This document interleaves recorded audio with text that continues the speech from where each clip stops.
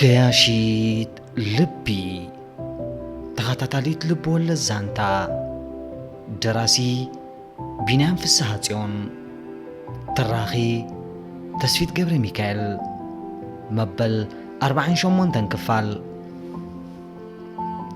ዝኸበርክ ካርመል ፈለማ ገጽክ ምስራኹ ዝተሰማዓኒ ስምዒት ንድሕሪት ተመሊሰ ክዝክሮን ከለኹ እታ ኣጋጣሚ እቲኣ ስለምንታይ ብገለ ዘይሓለፈትኒ ይለጣሕስ ኣለኹ። ምኽንያቱ እታ ጎፍታት እያ ናይዚ ኩሉ ኣበሳይ መፈለሚ እታ ዝናብ ትዘንበላ ዝነበረት ቅርስስቲ መዓልቲ ብኻ ገጽ ካርመል ኣንበይ ምርኣኹ ይለጣዓስ ኣለኹ። እንተኾነ ከምኡ ይኮነን። ሰብ ንጽሑፍትኡ ስለ ዝኸዶ ኣነ ደድሕሪ ጽሑፍተይ ክኸይድ ግድን እዩ። ደጋጊማ ሓደራ ክብለክ ዝደሊ ግና ብሒደት ቃላት መልሲ ክጽሕፍለ እዩ። ከምቲ ደብዳቤታተይ ኣብ ኢድኪ ንምብጻሕ ኣነ ዘይተጸገምኩ ንስኺ እውን መልእኽቲ ከተባላሒትኪ ብኢደይ ከም እትበጽሕ ዝጽግመኪ ይኮነን። ደሓንኩኒ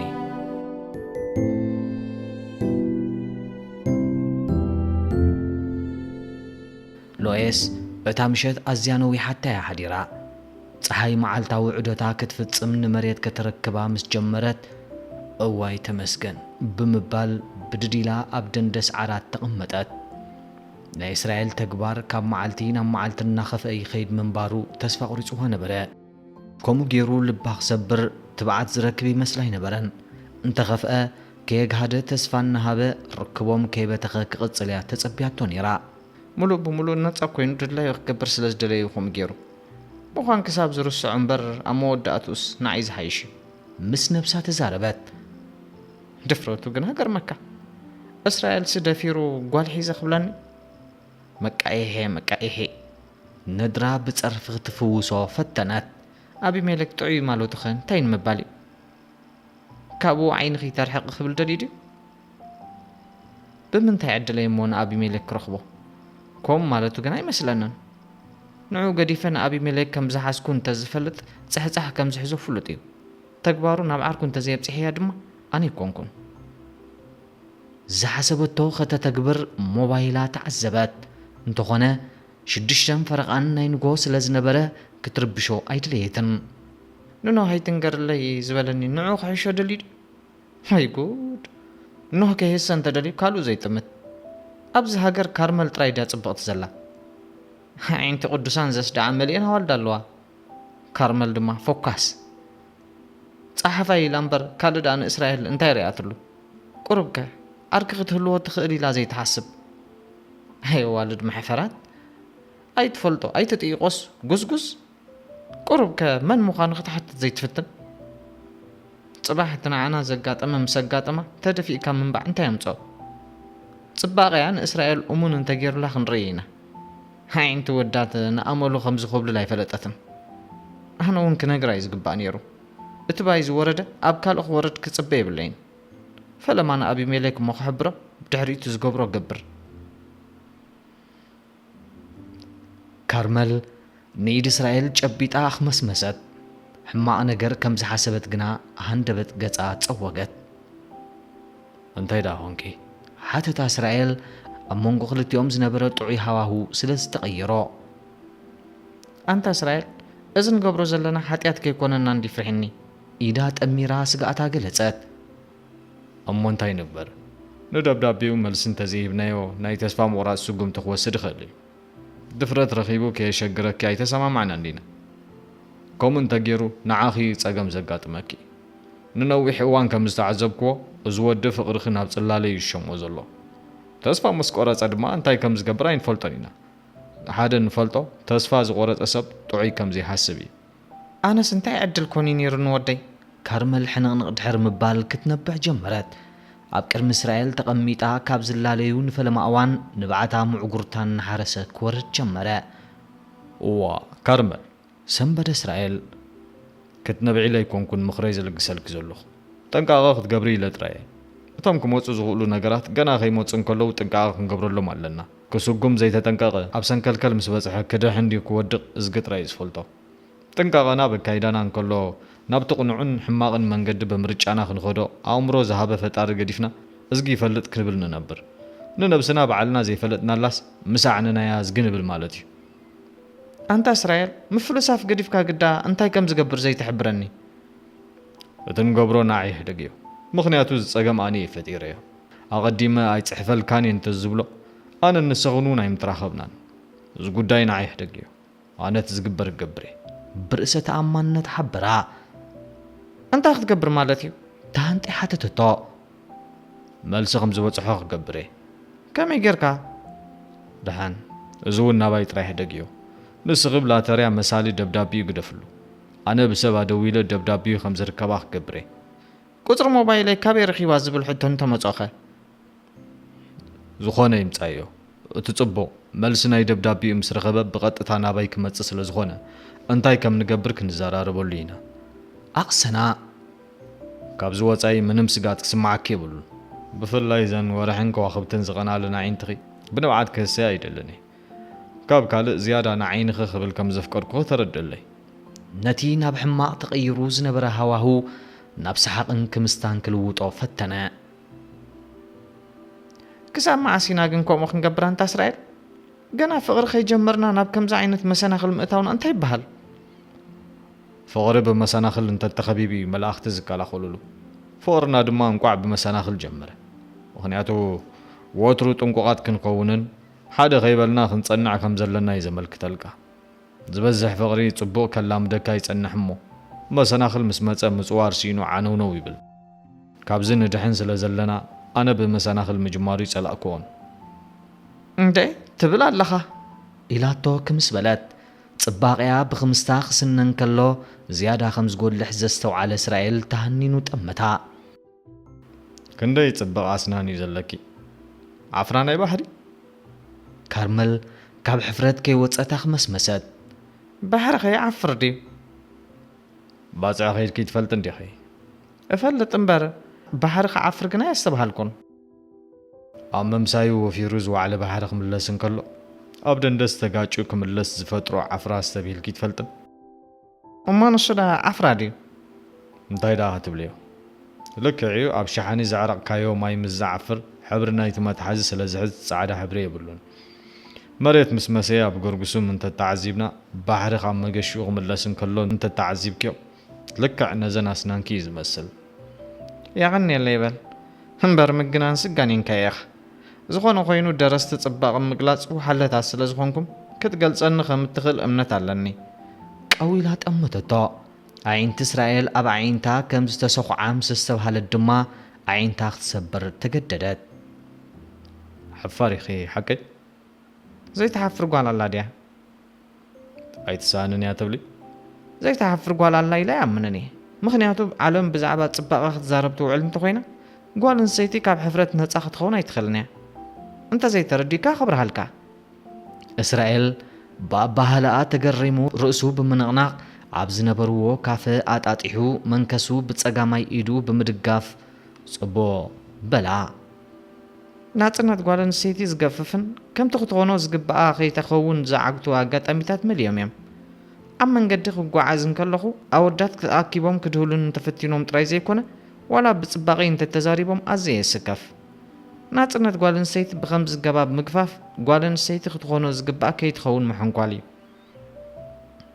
ኣይተጋገኽን ካርመል ደቂ ተባዕትዮ ግና ጽባቐ ጓል ኣንስተይቲ ክንገለጽን ከለና ጽቡቕ ዝገበርና እምበር መሰል ናይ ሓብትና ከም ዝገፈፍናን ኣብ ሕብረት ከም ዝሸመምናያን ኣይርዳእናን እዩ ከመይ ኢሉ ክርዳእኩም ሕማቕን ጽቡቕን ዝርድኡኻ ኣቦቶኦም ኮንካ ምስ እትዕዘቦም እዩ ንስኻትኩም ግና ኣቦታኹም ኮንኩም ኢኹም ንጓል ኣንስተይቲ ተሓስብዋ እዚ ድማ ሓቀኛ ፍርዲ ዝህብ ኣይኮነን ተስፋ ገብር ኣነ ናጽነት ክግሂሰኽ ይኸውን ንጽባቐ መልኪተ ምዝራበይ ንምሕፋርኪ ይኮነን ንኣፍቃሪኺ ድማ ይተሓፍርዮን ኢኺ ዝብል ግምት ኣለኒ ድሓር ከዓ ፍቕሪ እኳ መግለጽ ኣለዎ ከምኡ ዶ ይኮነን ፍቕሪ ንጓል ንምትላል ብዝቐርብ ሸንጋሊ ቃላት ዝግለጽ እንተኾይኑ ብወገነይ ካብ ንሓደ ሰብ ዝህቦ ረብሓ ወፅዑ ከም ዝዛይድ ክፍለጥ ኣለዎ ሓያል ኢኺ በላ ግርሞቱ እናገለጸ ሓያልሳ ሓደ ፈጣሪ እዩ ብምባል ሰሓቐት ብድሕሪኡ ዝስሩዑ ኸየለዉ ከምዚ ኸማኻ ይሰኣኑ ንኾኑ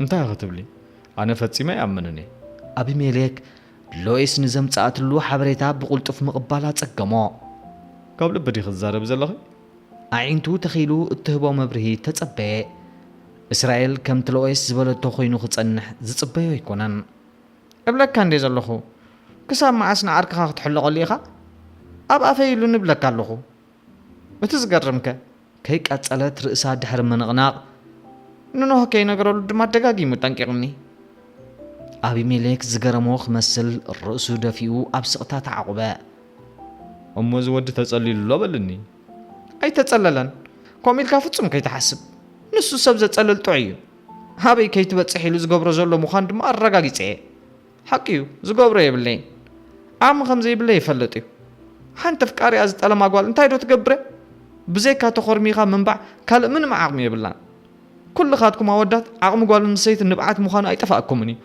እስራኤል ድማ ወዲ እዩ እኳ ዳ ትዕቢት ዘለዎ ወዲ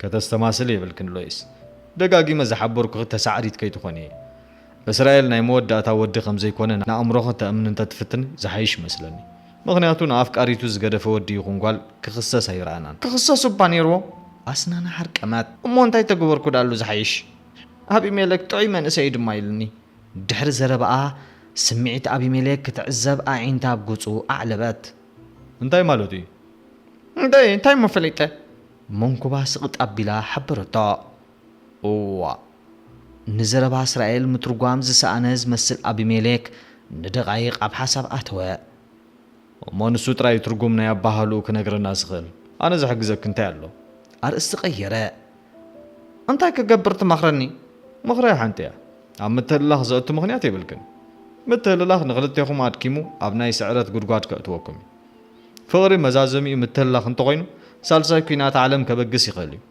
ስለዚ እታ ናይ መወዳእታ ምኽረይ ክትርስዕዮ ፈትኒ ጥራይ ትብል እያ ረሲዐዮ እንዴ እንተ ኣቢ ካብ ምርሳዕ ወፃኢ ካልእ እንታይ ኣማራፂ ኣለኒ ድዩ ሓንቲ ኣፍቃሪያ ዝጠለማ ጓል ኣንስተይቲ ብዘይካ ረስዕዮ ዝብል ምኽሪ ካልእ ከም ዘይብላ ትዝንጋዕ ይብልኒ ንኹሎም ጠላማት ግና ክንርስዖም ጥራይ ድዩ ዘለና እቲ ሕቶ ንኣቢሜሌክ ቀሊልን ዝምለስን ኣይነበረን ካልእ ዳ እንታይ ኣሎ ንጠላማት ፍቕሪ ብዘይካ ሕልኖኦም ካልእ ቀውፅዖም ኣይረኣናን ንሕትኡ መልሲ ክትህቦ ተወሪሙ ተጸበያ ኣሎ እምበር ኣቢ ኣነ ብብዙሕ መንገዲ ኣብ ልዕሊ እስራኤልን ኣፍቃሪቱን ሕነ ክፈዲ ክእል እየ ካብ ሕነ ምፍዳይ እሞ እንታይ ዝርከብ ኣሎ ኢሉኢስ ሕነ ዝፈደዩ ኣብ ጣዕሳ ካብ ምንባር ወፃኢ ካልእ ዓስቢ ይረኸቡ ኣብ ጣዕሳ ክትወድቂ ባ ይብለክ ድዩ ስለምንታይ ህይወትክ ተባላሽው ዝሓይሽ ፍቕሪ ክትረኽብን እናኽኣልኪ ኣብ ዝሓረረ ፍቕሪ ህልኽ ወሲኽክ እንተሓረርኪ እንታይ ፋይዳ ኣለዎ ብወገነይ ኣብ ቦታኽ እንተዝህሉ ሕነ ናይ ምፍዳይ ስጉምቲ ፈጺመ ይመረጽክዎን ጸገም ናይ እስራኤል ንካርመል ክነግራ እያ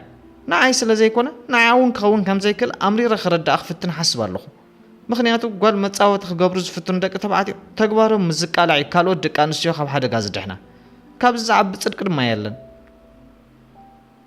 ንካርመል ሓሊኽ ዲኺ ከምኡ ትገብር ዘለኺ ወይስ ካልእ ምክንያት ኣለኪ ብዘይቀልዓለም ንገርኒ ብሓልዮት ዝብገስ እንተኾይኑ ግበር እዮ ልብኺ ካብ ሕነ ምፍዳይ ተበጊሳ ከምኡ ስጉምቲ ትወስድ እንተላ ግና ኣይጽቡቕን እዩ ኣምሪሮ ሓበራ ስማዕ እንዳ ኣቢ ዘረባ ጀሚራ ከይቀጸለት ኣቋሪፃ ትንበለት ንስኻኸ ክሕግዞ ንዝመፀ መንእሰይ ነታ ብፍቕራ ዘጸለለቶ ጎርዞ ክምንጥሎ ከሎ እንታይ ኮይኑ ስማዓካ ንዓኻ ከምኡ እንተጋጠመካ እንታይ ስጉምቲ መወሰድካ ኣቢሜሌክ ቅድሚ ምምላሱ ከናፍሩ ጋሊሁ ኣኽመስመሰ ንዓይ ኣምላኽ ስለ ዝፈትወኒ ከምኡ ኣየጋጥመንን እዩ ንኖህከ ኣምላኽ ኣይፈትወኒ ማለት ድዩ እዚ ሕማቑ ንኻልእ ዝህብ ስምዒት ረሲዕካ እንዶ ዝሓተትኩኻ መለሰለኝ ንጌጋ እሞ ካብ ጌጋ ንላዕሊ እንታይ ክብለክ ይኽእል ኣብዚ ሕጂ እዋን እስራኤል ይጋገ ከም ዘሎ ዝሕብር ሰብ ኣየድልዮን እዩ ምክንያቱ ንጌጋ እናፈለጠ እዩ ዝኸደ ዘሎ ፈሊጡ ዝደቀሰ ድማ ከተንስኦ ዝኽእል የለን ኣነ ከተንስኦ እየ ብስምዒት ሓበረቶ ከመይ ገርኪ ፈለማ ንካርመል ረኺበ ኣብ ሓደጋ ከም ዘላ ክሕብር እየ ብድሕሪኡ ኸ ንኖህ ምንጋር እውን ከም ናይ መጨረሻ ዕላማ ክርእዮ እየ ኩሉ ካብ ጌጋ ዘይርሕቕ ናይ ሰይጣን ስራሕ እዩ ዓርክኻ ስለ ዝኾነ ዲኻ ትሕለቐሉ ዘለኻ ኣቢ ኣነ ንዓኸ እየ ዝሕለቕ ዘለኹ እሞ ትሕለቐለይ እንተኾንካ ዳ ዓርክኻ ክዋረድ ኣይግቦን ድዩ እንታይ እሞ ውርደት ንሰብ ክቕይሮ ኣይክእልን እዩ እሞ ንእስራኤል ክቕይር ዝኽእል ካልእ እንተለካ ምፅእ ትዕግስቲ ንሰብ ይቕይሮ እዩ መንገዲ ትዕግስቲ ነቶም ዝተጸመምዎ ፍረ ኣለዎ ግደፈኒ በጀኻ ዘየጋጠመካ ዲ ኮይኑ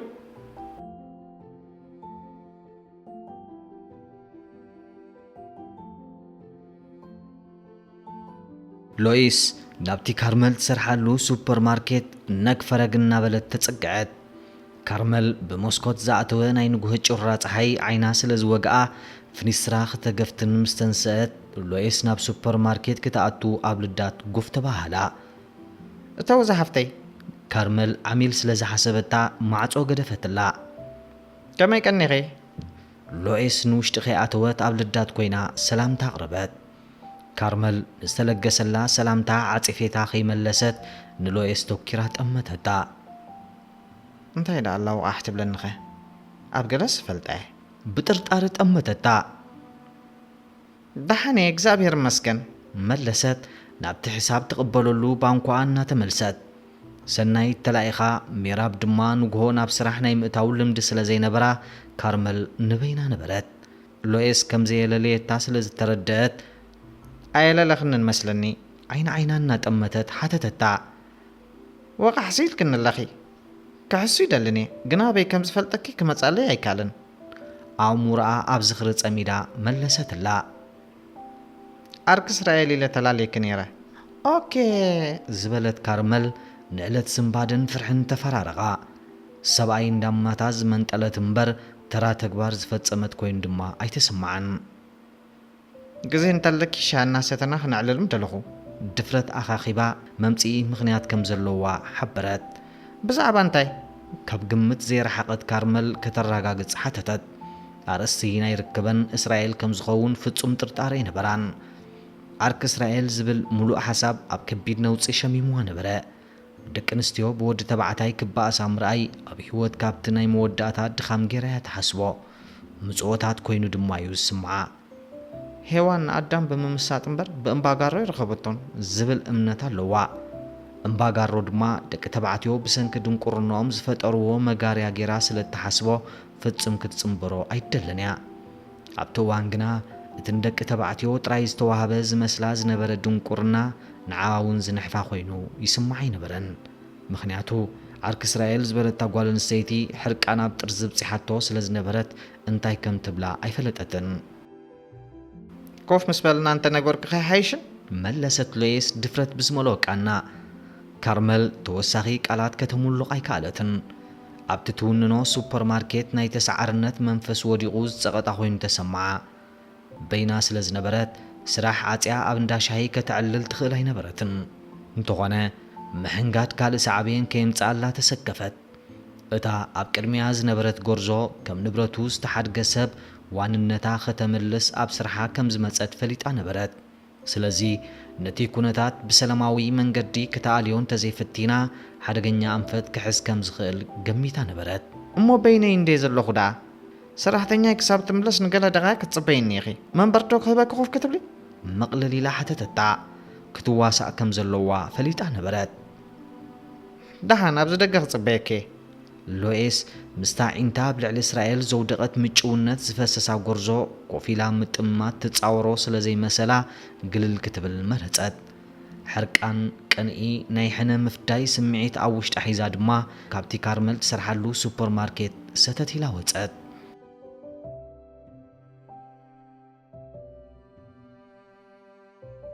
ኣብታ ናይ ቆፀራ እዋን ኣቢሜሌክን እስራኤልን ንነዊሕ ዓመታት ዝተጓዓዙ ኣዕሩኽ ዘይኮኑ ከም ተጸናትዮም ዝተራኸቡ ጽርዲ ኮይኖም ሓደ ኣብቲ ካልእ ተነፊሑ ይረአ ነበረ።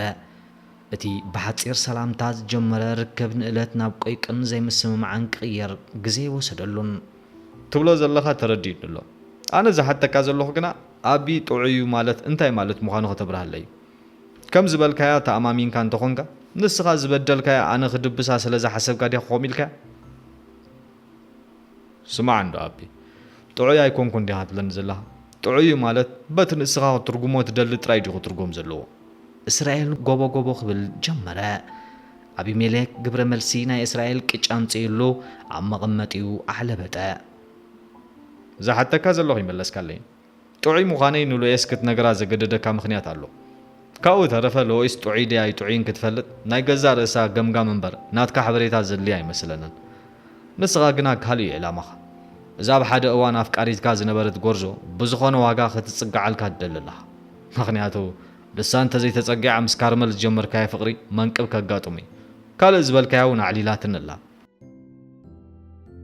بفلت مساي زعللتهم مسيرات يكونوا ترى قدات كم تحبركا تطارات يري فلتني اما خاريا مخانكا زطفاني مسلك انت نيرو تغاغن يركا اتبلع عليا زلك حاليت نافقرخ وسدكم ስለዝخيل قنعناها حبيريا ጎቦ ዝበለሉ ጉዳይ ኣብ መወዳእታ ቅልዕሊ ዓበለሉ አቢሜሌክ ካብ ክሳድ ንላዕሊ ሰሓቐ ናትካ እንታ ትገብር ኣይመሓሸን እስራኤል ኣብ ናተይ ጉዳይ እንታይ ዘእትር ለካ ንስኻ ጥዑይ በለና ኣይትበለኒ መንነተይ ክቕየር ይኽእል እዩ ሓደ ነገር ዝዘንጋዕካ ትመስል ኣለኻ ሰብ ንሓጢኣቱ ባዕሉ ጥራይ ብንስሓ ከንጽሆ ዝኽእል ሰብ ንሓጢኣቱ ባዕሉ ጥራይ ብንስሓ ከንጽሆ ዝኽእል ካልእ ሰብ ክምዕዶ ይኽእል ይኸውን እምበር እታ ናብ ኣባት ነብሱ ከይዱ ንስሓ ምእታው ንዑ እያ ትምልከት ኣብ ጉዳይ ሎኤስ ድማ ሓሊኻ ከምኡ ከም ዘይበልካ ሚኢትኻ ሚኢት እየ ዝኣምን ንነብስኻ ክትብል ኢኻ ዝምኽሪ ዝለኪስካ ኣላ ልክዒ ሎኤስ ከም ኩለን ደቂ ኣንስትዮ ሃገርና ክትጥመትን ክትምረፅን ንቡር እዩ ጽብቕትን ምልክዕትን ጓል ኣንስተይቲ ስለ ዝኾነት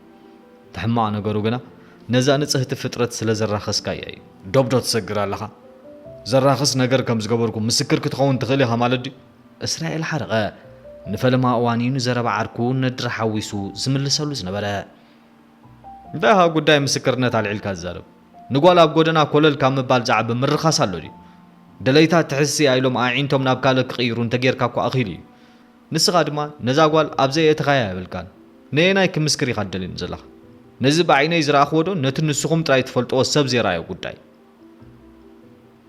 መበል 48 ክፋል ተኸታታሊት ልብወለድ ዛንታ ገያሽት ልቢ በዚ ተዛዚማላ መበል 49 ክፋል ኣብ ዝቕፅል ተኸታተሉ